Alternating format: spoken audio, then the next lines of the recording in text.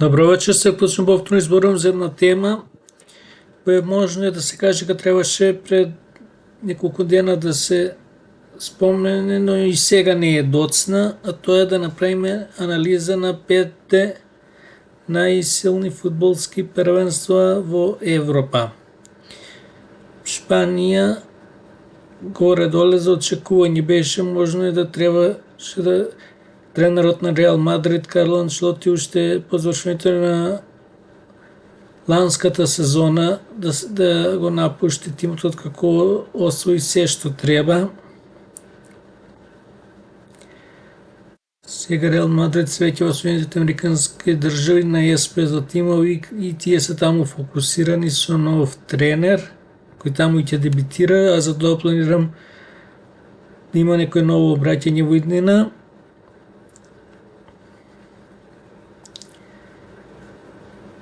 Италија, мило ми е што Наполи го се врати повторно со скудетото и покри фактот дека во Италија го поддржувам Јувентус Торино. Во Франција потврдена доминацијата на Пари Сен Жермен.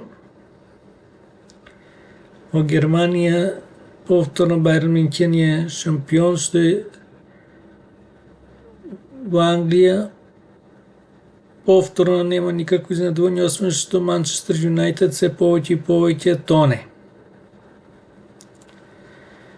Горе-доле беа за очекување резултатите, кажав со некој минимален исклучок.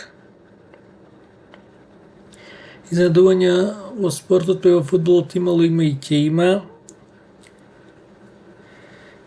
Дошли што наши интернационалци нема во најсилните тимови во овие лиги, и кога има за краток временски период во кој најголем дел од надпреварите или добиваат шанса во последните минути од надпреварот или воопшто не играат.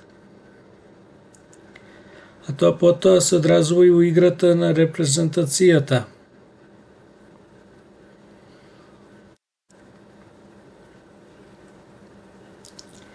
А тоа ќе биде пред се добро за нив да играат во такви првенства, во такви тимови, и тоа да играат цели надпревари.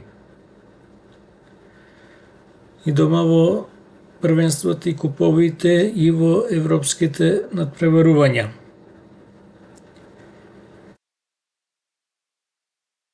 Веќе се размислува за новата сезона, почнат е периодот на трансфери, да видиме какви случаи ќе има во следниот период и каква ќе биде следната сезона.